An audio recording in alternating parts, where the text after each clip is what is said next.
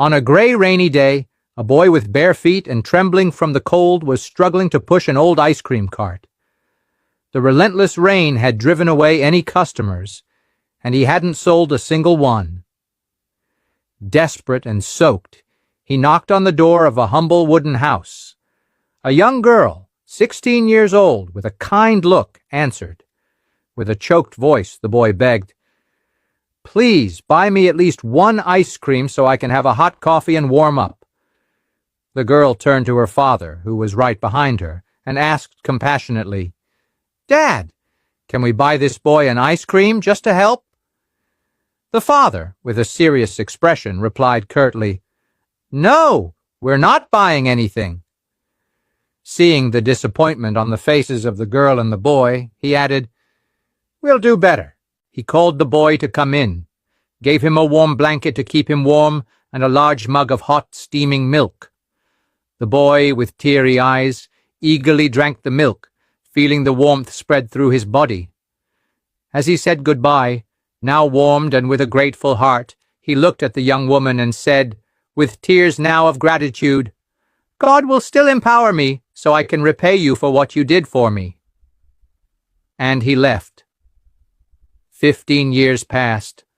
The family never saw that boy again. The young woman, now a 31-year-old woman, saw her father fall seriously ill. She hurried him to the hospital. The news was devastating. He needed urgent surgery, very expensive. Anxious, the father told his daughter, "Daughter, the only thing we have is our house. If I have to sell the house to pay for the operation, I'd rather die. This house is all I can leave you."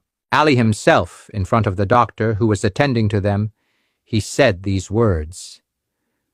The doctor, a young black and calm man, looked at the two and spoke serenely. "Let's do the right thing. We will operate on your father and save his life. Afterwards, we'll see how the payment will be made." The surgery was performed carefully and was a success. The father was saved. Days later, back at home, the daughter, still worried, asked the doctor during a follow-up visit, "Doctor, and now, how are we going to pay?"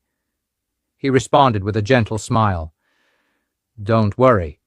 The bill will arrive at your house with instructions on how the payment will be made." A few days later, the mailman delivered an envelope. The girl opened it, and upon reading what was written, she began to cry convulsively. "What's wrong, daughter? Why are you